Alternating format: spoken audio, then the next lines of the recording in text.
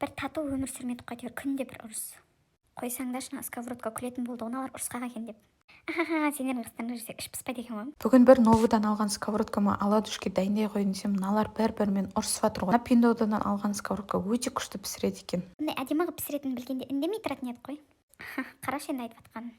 В общем, піссеңдер де тыныш тұрмайды екенсіңдер ғой. Оның артынан сразу таңғы ас болған соң жұмыртқа қуырдым.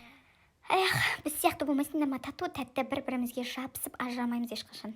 Ту, айтпашы, мына сковородка бір жақсы екен, алдыңғысы кіп-кішкентай сығылысып зорға дегенде пісетін еді ішінде. Алдыңғы деп айтып жатқаны мына сковородка ғой, мені барлығы мазақтайтын еді. Машаның сковородкасы деп соны тез жеп алдым да базарға қарай шығып кеттім. Осындай крылышкалар алып келдім. Кешкіге духовкаға осындай крылышкалар пісіремін дедім да. Мына жақта смесін дайындап қойдым. Осындай майонез кетчуппен араластырып, базардан асқабақ алып келдім. Мынау, конечно же, мынау менің қызым. Осылай тез мариновкасын жасап духовкаға жібердім. Осылай күшті болып пісті ғой, қараңыздаршы. Тауық болып туылғаныма өкініп кеттім ғой.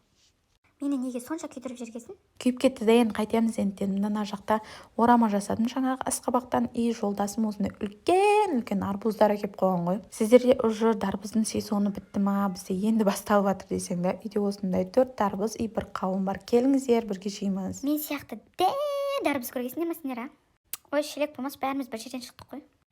Қырылыңдар. Ең жуасы мен ба дедім ғой араларыңда.